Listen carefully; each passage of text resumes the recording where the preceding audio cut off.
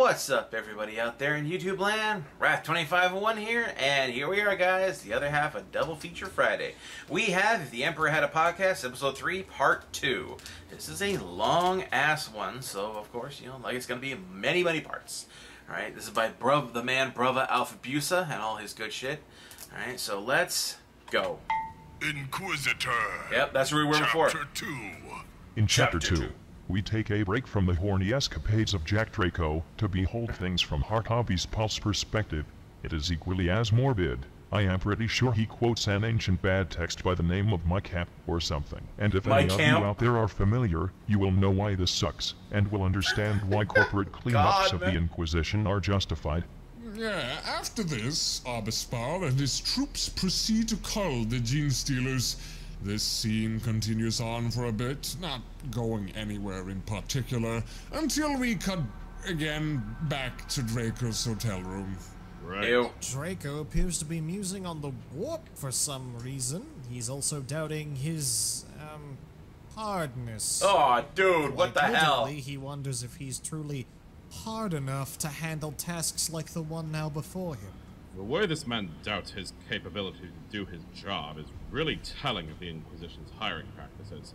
Yes. I mean, it would be if he weren't somehow super competent regardless. Then we get a fun description of Grim the Squat's home life and how his strain of humanity lives. This proceeds to be shortly contrasted by the next scene in which Marylindy transforms into a Gene Stealer but not via polymorphin, and how she then proceeds through the ductworks to get closer to Abispal's position. And then we shoot back to the hotel again, where Grim's preparing to head out and assist Marylindy, who is now a Gene Stealer. So...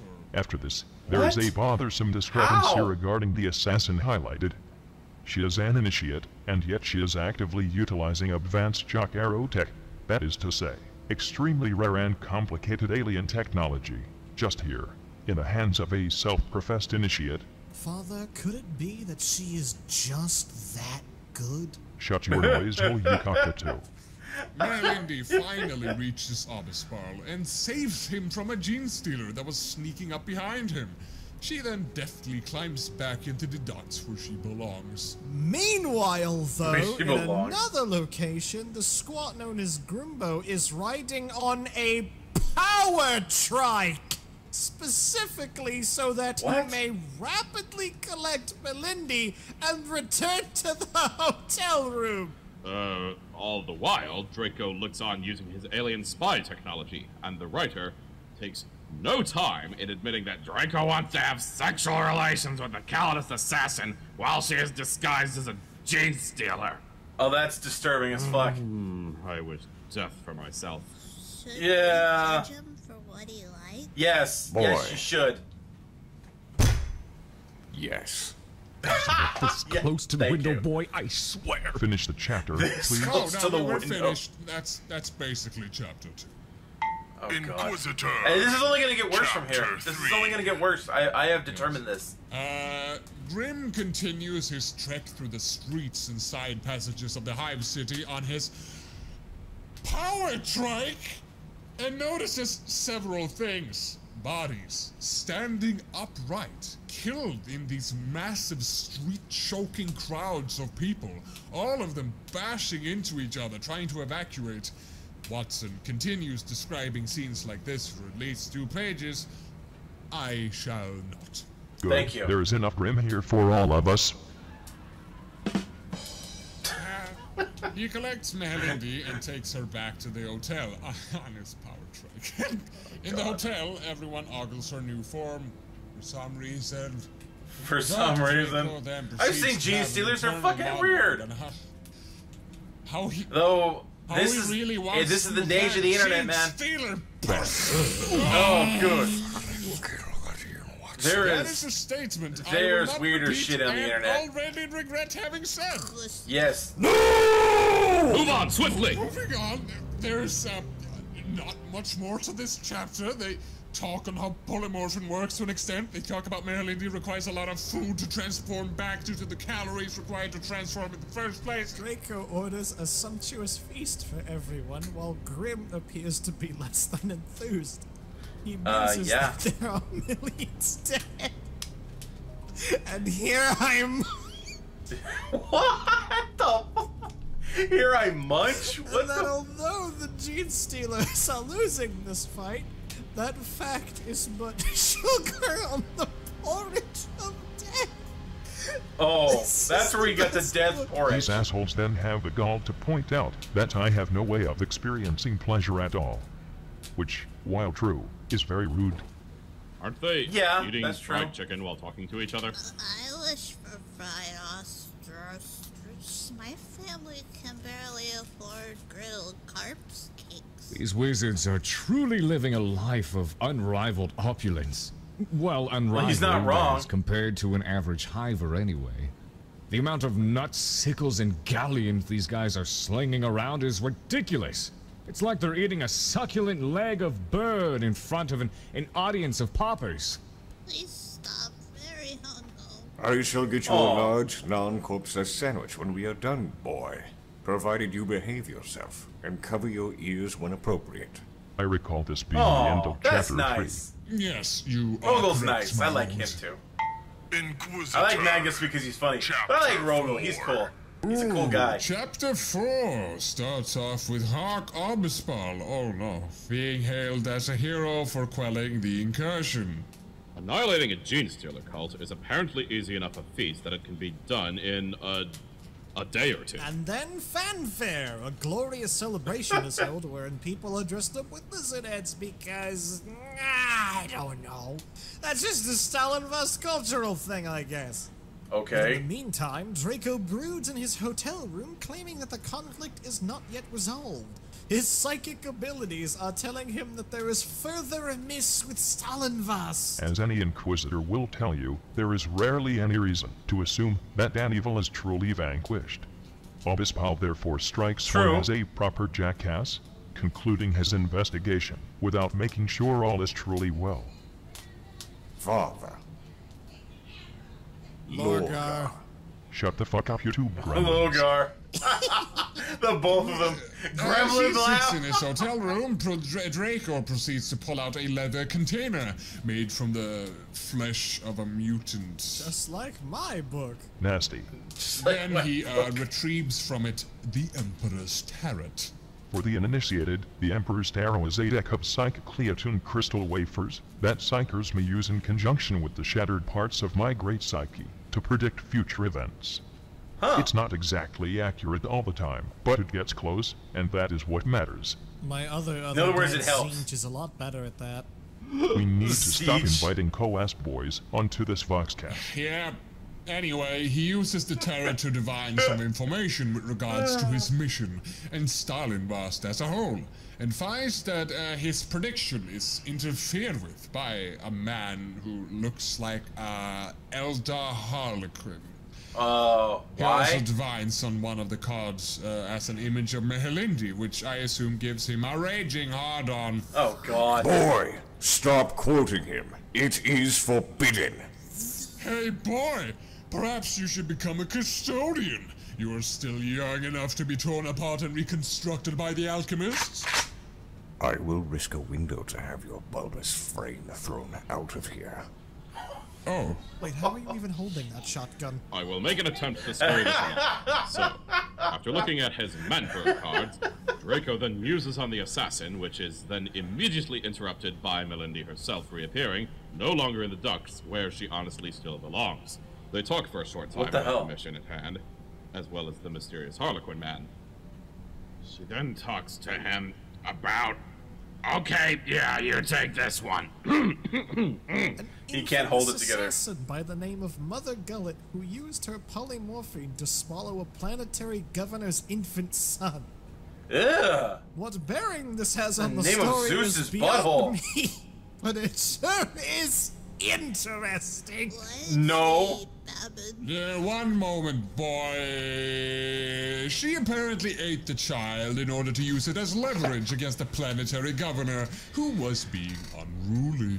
It's obviously written as a lesson to all unruly children out there that if you act the renegade, an assassin will come to your house and devour you. Remember that well, boy. The next time you ask ridiculous questions might be your last. Silence! Your continued harassment of the boy will yield you the same fate as that tech priest you are so fond of throwing out the window. Bold of you to assume you could grab a hold of my unctuous form in the first place. Are we done with this chapter Not yet? quite yet, my master. Jacques goes on an inner monologue, talking about his time as a young man on a distant planet, his home planet, where he first learned to be an inquisitor in, like, Inquisitor Kindergarten or something. He professes that he was a child genius and that he quickly excelled in his studies. Lies, all with lies. that information fresh in our brain, that is the end of chapter 4. Child genius, yes. Why the hell does Magnus like this so damn much? And chapter 5. In this chapter, the team departs from the hive city of Basilariov to another nearby hive city known as Kefalov, where Draco seems to think there is a sizable Coas presence. He detected it after meddling with the Emperor's turret. And, oh boy, while in transit from one hive to the other, Draco monologues internally once more. Oh, He's now God. reminiscing about a close call he had as a youngling, being stuck on a black ship bound for Terra. In case you were Yo, this unaware, sounds like a some of the movie black ships written were by on M. Night intended to Shyamalan collect or and some transport shit. psychos from all across the galaxy, shipping them to Terra. Draco has been picked up by one of these ships and was to be sacrificed to this here skeleton. Only I am allowed to call me that. I'm a rebel, what can I say? Yeah. It is through this vignette that we learned he was romantically interested Renegade in a for young life. psycho girl around his age. Aww. And that by being spared from his fate to be sacrificed, he was unable to be with her. He uses this as a flimsy excuse as to why he sexually repressed this record, taking its every chance to talk about every person's desire for the sex. Because Ian Watson is a free spirit, not bound by what makes a book No, good he's a in the sick conventional sense, fuck. only focusing on what he himself wants to write about. And isn't there something quite liberating in that kind of mindset? No! Not when you're recording an Inquisitor's investigation into a potential Coas incursion, one of the biggest threats known to man! This is not relevant information! Do not listen to him, Ian Watson, or any other would-be scribe out there. Follow your heart, not a formula. Stop! Oh, We God. require no more sewer goblins writing about their arcane sexual afflictions! Yes, Goblins. we do. Oh my God. Learn to write. What have you done, Magnus? Inquisitor Leech Person will have his day in the sun. Shut up, boy. No one who can read would want to read that, and I can read, and I can tell you that no one would want to read that. So there. Well, this is quickly escalating out of hand. No so shit. Listen, please. Draco and company arrive in the second hive city and begin to make their way to its underbelly, as that is where the ruinous energies are coming from. While investigating, they come across a number It is of moving. The ruinous whole tentacles background is that moving. line That's the what's. streets of the One of my underbelly. eyes are getting They distorted. go in and start cutting into them with various weapons. The record utilizes flowery language and purple prose to describe how they go about this, almost to the point that it's completely unnecessary. No, not even to the point. It's completely unnecessary. It is completely They are unnecessary. certain that this mass of tentacles is the source of the energy. Nevertheless, Draco and the gang now meet with the clown man himself, Cephro Carnelian, for the first time being thoroughly introduced to him as the reason why these psychic tentacles, the Gross. origins of the psychic energies, this so-called Hydra, is on the planet. Draco then starts shooting with his plasma gun and makes a fucking awful statement that goes, "Blessed are the ignorant, unless they are inquisitors," which, while being a true statement, is just so strangely put when referring to Coas. I believe Is he this drunk? is 'Cause the he site sounds of another drunk. discrepancy, as my book had no mention of a combat spell being used. If anything, it's likely they moved the tentacles rather than cutting them in my copy. That, and apparently he and his compatriots used a sort of catalyst to channel their psychic energy. This catalyst being about the size of a twig. Yes, and then the chapter ends with the assassin chasing after the Harlequin man. What a cliffhanger. Why does everyone keep saying that? Inquisitor. The narrator's getting tired of this shit, man. I love it. Who knows yet? Maybe this is my next movie. Please stop that. Yeah, okay, this chapter has the assassin going through a literal assault on the mind of the grisly carnal variety by What? a clown man with a psychic tentacle spawn. Nasty. It might sound mildly amusing, but no, it's just in poor taste, so... Boy vomits. There you go. Spot on. Yeah. Poignant, poor child. Very Moving forward. spot on. Very poignant. Ian Watson, why do you do this?